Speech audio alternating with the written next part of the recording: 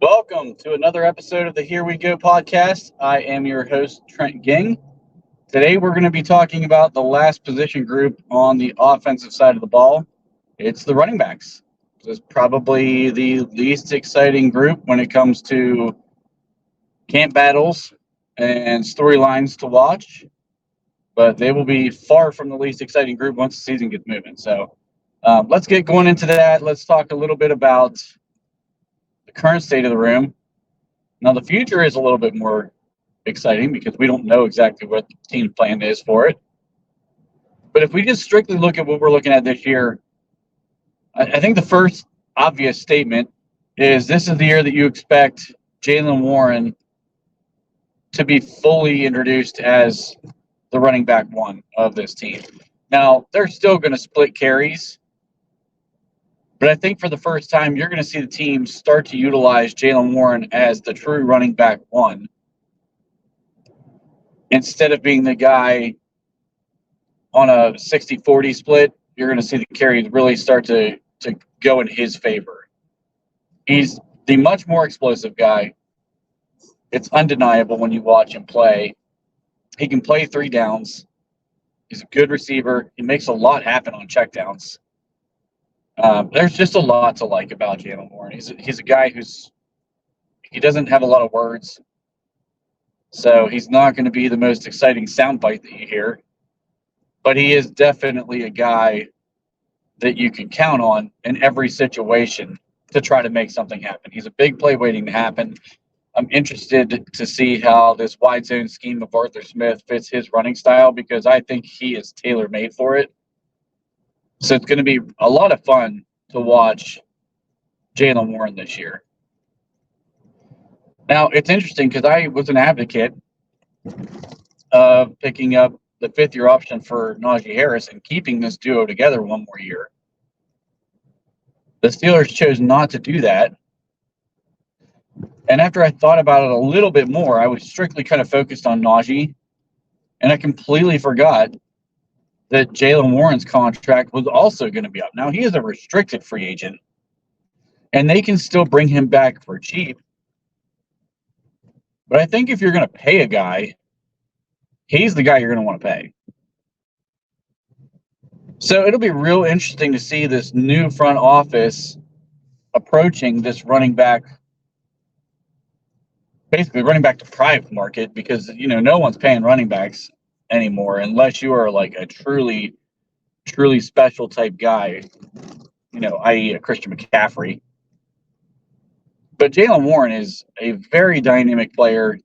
He's a very Pittsburgh kind of guy with the hard nose, refuses to take his helmet off anytime he's on the football field.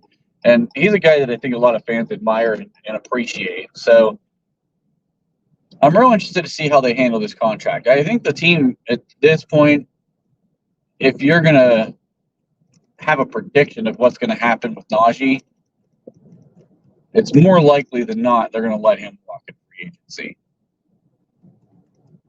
So it just brings a little bit more to the table for me, thinking that you're going to sign Jaylen Warren to some form of an extension. Jaylen's not actually as young as I think a lot of people think. So, people talk about Najee, and he's starting to get up there in age, and he maybe has one contract left as a running back anyway, and so is Jaylen. I think they're about a year apart. So I'm interested to see the philosophy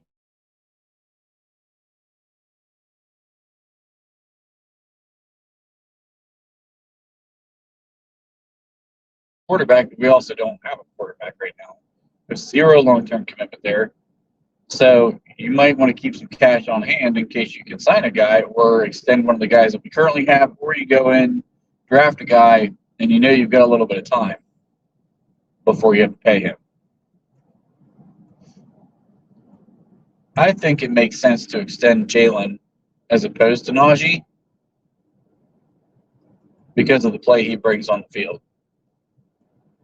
There's a very real possibility Jaylen Warren, if the offense looks better this year than it does last year, and my God, I hope so, he will crack the top 10 as a running back this year in production.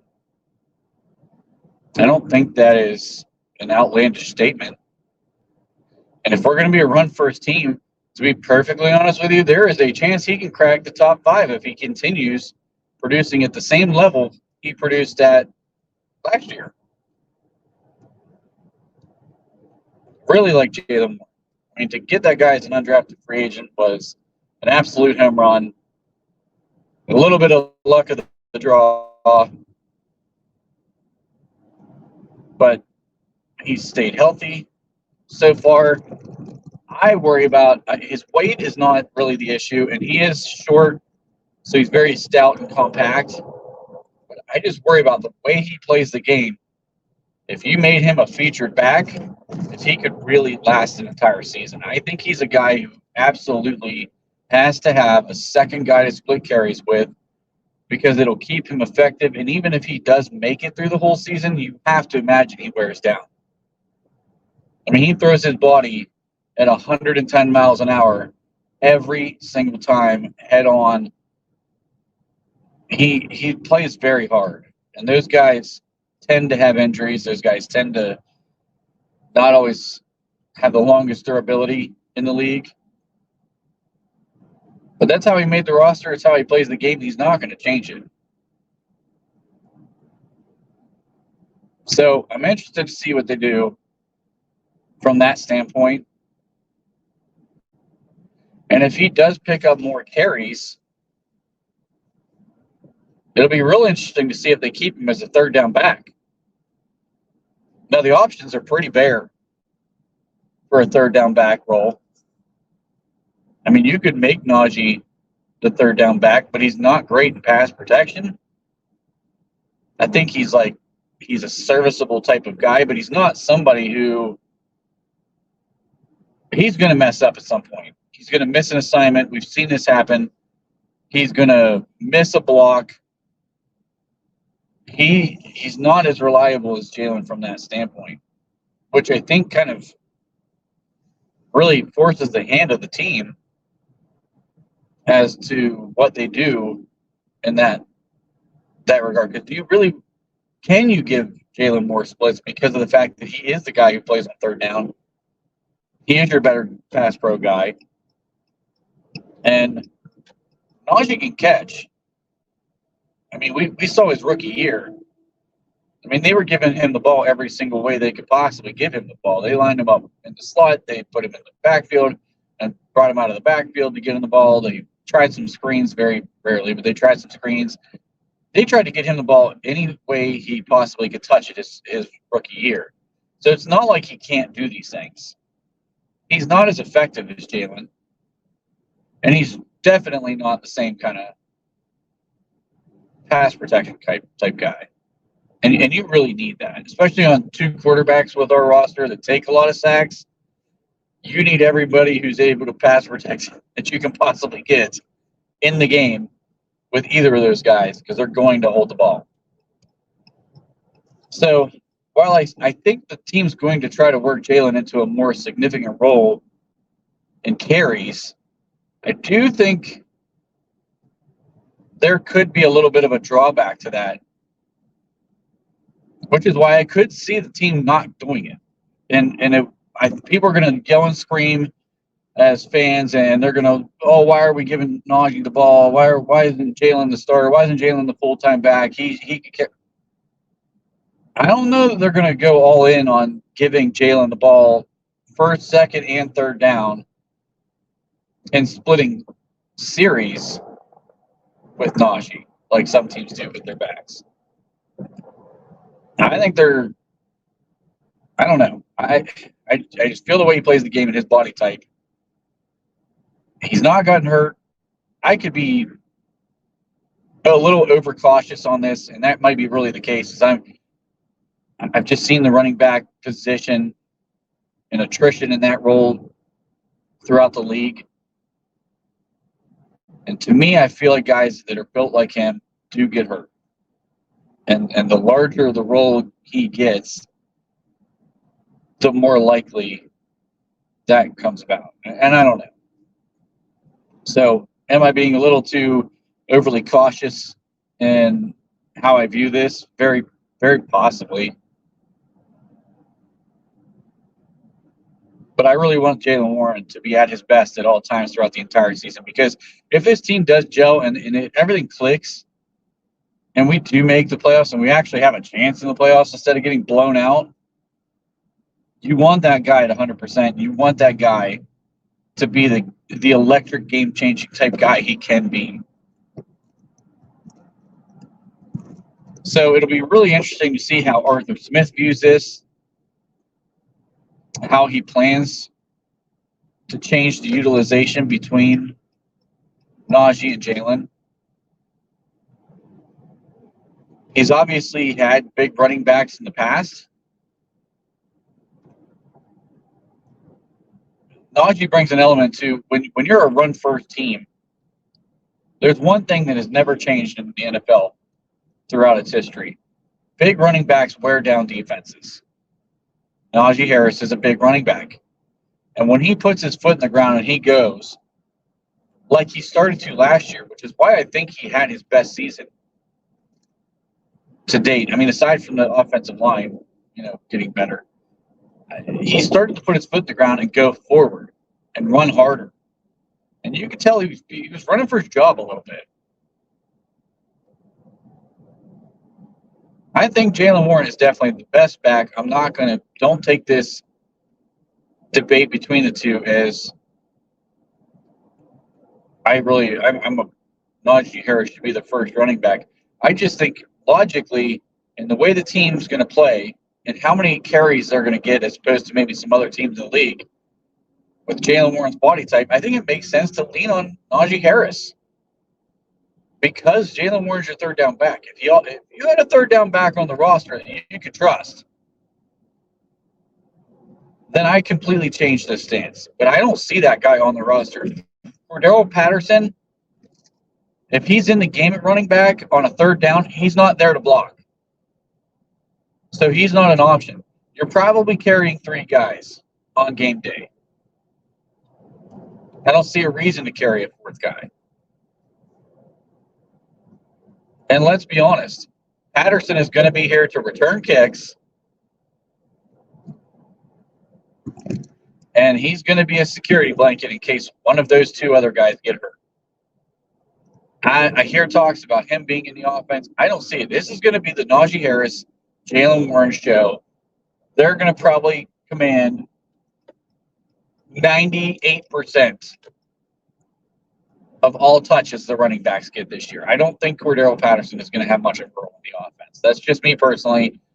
It's not anything that you hear or read about online. I don't obviously have sources, but I think this is going to be between 2 running backs, and if it stays that way, and I'm correct, I think Najee Harris still finishes the year with the most carries. People are going to be in an uproar about it. But I've been a big Najee Harris fan and supporter since they drafted him. I liked him coming out of high school. He was on Ohio State's radar, so I try to look into the recruiting aspect of college football and guys that Ohio State's going after. And Najee Harris was a flip-flop commit there for a minute. I got real excited because I wanted him so bad. We ended up with J.K. Dobbins instead of Najee. He recommitted to Alabama, and that's the history. Everything else is history from there. And I liked him coming out of college, but he is not explosive, which is his biggest downfall. He does need an offensive line to give him a chance to get moving. And we haven't really had that, and I think that's been a lot of his problem. And then he started second-guessing himself with his vision. And then everybody's like, oh, he has no vision, he has no vision. He had perfectly fine vision in college. Alabama opened a hole, and he hit that damn thing. We weren't opening any holes the first 2 seasons. And we weren't a good offensive line last year. But we were better, and they improved when Broderick Jones came into the fold. And Broderick had his struggles as a rookie too, but I think that you saw Najee Harris feel comfortable behind that offensive line in a way he wasn't the first 2 seasons. And you saw him put his foot in the ground. You saw him go, and you saw him start really just dragging guys. Instead of strictly relying on that stiff arm, and he would try to juke a little bit, he quit doing some of that stuff, and he really started running hard, and just dragging guys. And if you have a running back that runs that hard every game in a run-first offense, he is going to wear down that defense. And you do have to start bringing more guys into the box to stop the run game. And when we're so worried about not having a wide receiver too, it's going to open up the passing game. It is. Sorry, but if you have a running game that the defense cannot stop, they have to commit more bodies to it. Once you commit more bodies to it, it eliminates the ability to double team some of these guys. You can still try to double team George, but you're going to leave Pat Freiermuth one-on-one. Whoever ends up as the wide receiver too, they're going to be one-on-one. If there's Roman Wilson in the slots and 11 personnel, he's going to be one-on-one. And that's a guy I think you feel comfortable, even as a rookie. I think you feel comfortable as long as you don't put him on a press man situation and he can get moving and off the line of scrimmage. You feel comfortable about him getting open. The running game will open up. There's certain aspects to the old style of football that still work. The problem is the offensive side of the football has gotten so much more explosive in the NFL. The teams have moved away from it because it's not a necessity. But when you don't have a quarterback, and hell, you don't have a wide receiver too, that's going to be the philosophy this year. So just get ready to watch these guys buckle up the chin straps, because we're going to be one of the top teams in terms of rushing the football in attempts for sure. And that's why I really feel like we're in for another season of Najee Harris getting the carries. And I know I'm kind of contradicting myself because I said at the beginning of this that I think Jaylen Warren overtakes Najee. I should clarify that a little bit. I hope Jaylen Warren gets more carries than Najee Harris this year. So from my standpoint and what I want to see happen, I want to see Jaylen get the ball more. But taking my own bias out of it, just thinking logically and thinking about how this team operates, I don't think I'm going to get what I want. I think we're going to see Najee Harris. It'll be a close split. It's going to be close to 50-50. But I still think Najee ends up slightly ahead of Jaylen Warren in carries because of the third down role that Jaylen Warren plays. They're going to want to save his body a little bit, and they're going to want to try to use Najee to wear down defenses and make guys get committed to the box. And if Russell Wilson doesn't play well and you bring Justin Fields on, you're going to open up a whole nother running dimension to this offense that defenses are going to have to play against. And you're really, really going to have to be committed to the box to stop this run attack. Now, if Justin does play, I will say this. I don't know that this team's ever going to implement it, but man, I would love to see a sprint option between him and Jaylen Warren, because that would be a scary two guys out in the open field with the defense trying to commit anything to slow it down or stop it. Man, that thing would look nasty. Two playmakers out on the edge would be just absolutely terrifying for a defense. So maybe that'll be something that's a little wrinkle they put in, a package they put in for Justin Fields. I don't want to say that with Najee Harris, because Najee needs to be between the tackles. But you get Jaylen Warren outside and Justin Fields carrying the ball out on the perimeter, man, that's going to be scary.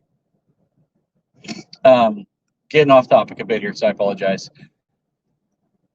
Now, Cordero Patterson, as I said, I think he's here more as a security blanket, because if you lose one of the front two running backs to an injury, he can play the position. And I think you feel comfortable about him going in and playing the position. He's had success as a running back, and they utilized him in Atlanta a little more than I actually thought they did last year. I thought with Bijan, when he got there, that it was basically Bijan and Algiers that pretty much carried the entire load, but it actually wasn't. I look back and I was surprised. Cordell Patterson had more carries than I thought he did. He does run very hard. He is a big guy. So even if a guy like Najee goes down, you do have a big running back there who can fill a lot of the similar type role. But he's here to return kicks, and I'm incredibly excited to see a guy who's a realistic kick returner back in Pittsburgh. We haven't had one in a real long time. With this new kickoff rule, things are going to be crazy. I'm interested to see what these special teams coaches come up with. There's going to be probably some gimmicks. There's going to be some, called blocking formations, and it's going to be. I think this thing's going to be wild, and I think it's going to be exciting because, yeah, they tried it in the XFL. They went away from it with the USFL, or UFL or whatever they're called now. But the level of athleticism between the two leagues is not even comparable. So I'm really excited to see what they do from that standpoint. And I think Cordell Patterson's taking one to the house, maybe two. I mean, yeah, he's getting to be a little bit older, but there's still some playmaker left in this return game. He's an electric guy, and I just cannot wait to see what this thing looks like. And preseason game one, I'm going to be glued to that damn TV for the Hall of Fame game. I'm ready to go right now because I just want to see what they do. I know you're not going to show all your cards, but I just want to see this thing in motion. So I'm like really over the top excited for this. And I swear if this thing doesn't start returning touchdowns, I'm going to be so disappointed it's not even going to be funny. But I really don't think he's more than depth at this point and a returner. Interested to see if the kid from Georgia makes a play to make the roster. I think they keep 3 running backs. I don't think they keep 4. But here we are again, the new kickoff rules. Are you putting some defensive linemen and offensive linemen on the field? Are you going to try to get more speed guys on the field where maybe you carry more depth at the linebacker room and the running back room, specifically for special teams? That'll be interesting. If we keep a 4th running back, there is a pretty wide open competition right now for that 4th running back spot. They brought in a couple of veterans, not big name veterans, but they're veterans. They've been in the league. They've hung around on teams before in the past. Shumkin, I've read some things that he's doing some nice things right now in football and shorts. But this typically is the time where running back can't really show a whole lot. You need to get to backs on backers. So this is another one of those battles that I'm ready for Latrobe. Backs on backers is one of my favorite drills. I love seeing the videos that come out. Now, I don't go to the Latrobe personally. I'm usually working at that time, but I love watching the videos get posted of backs on backer drills and what happens. And it's so much fun to watch these young guys trying to hold their own against the veterans and guys like Mark Robinson that are ultra aggressive. It's just a lot of fun. And if this kid's going to make the team, he's going to have to show that he's really, really proficient in pass protection, and he's really going to be somebody who has to be able to play special teams. And I don't know that he's done a lot of that in Georgia as far as the special teams aspect, but if he's going to make this team, he has to be good at that. And he's going to have to get a little bit of luck because you're going to have to see if Danny Smith keeps, another running back for special teams purposes. So there is a little bit of chemistry that he's got familiarity with, Broderick Jones and Darnell Washington, and of course George Pickens, but he, wouldn't really affect the running back very much. But still, he does have some relationships on the team, so there's some comfort level there. So I don't know. He might be the one that I think, without doing a ton of research on these guys yet, would be the guy to watch to see if he can make this roster or not. Now, long term, it'll be fun to watch what the team does again with the contracts of Najee Harris I think he more than likely ends up walking in free agency. Jaylen Warren, so they commit money to him. You can keep him for relatively cheap because he's a restricted free agent this year, or after this year, I'm sorry. I wouldn't mind giving him a 3-year contract. I don't know that I don't know what he would command pay-wise. But if you can get it done for a reasonable price tag, I would try to extend him now. And just, see if he's willing to take that as opposed to doing the restricted free agent thing next year and still not making a lot of money. If you throw a little bit of money at him now so that he can start to get paid, you might be able to get something done if you're Omar Khan. So this running back room is going to be really the least exciting, which is why I'm not really doing some kind of crazy deep dive into this thing and trying to crazy justify some of the things that I think. The only question mark going into the season, what's the carry split look like? Do they keep Jaylen as basically the third down back every down, or every third down, I should say? Or do they look for ways to give him more carries and take some of that third down role off his body? And the only way I see them doing that is if these two split series. And, Jaylen's out one series for the whole series, all 3 downs. Najee's out one series for the whole series, all 3 downs.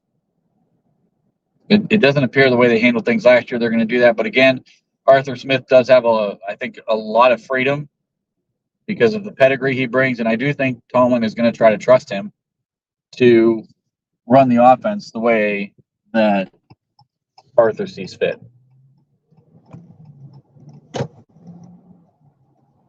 So I don't think there's a lot of excitement in the running back room right now. This is the last position group of the offense. I will be circling to the defense starting tomorrow. I really love defensive football, so I'm excited to get into some of that. I plan to talk about the defensive line group first thing because I think it's a group that's not getting enough attention right now. With the cornerbacks and Dante Jackson coming in, the linebackers, all the new linebackers, we got these, the new safety, and I just think there's a lot, being left out there to be talked about on the defensive line group. So I'll be talking about them tomorrow. I appreciate you for listening, for watching. Again, I hope you like the content. If you do, leave some feedback, share the episode. I hope everybody has a great day. We'll see you.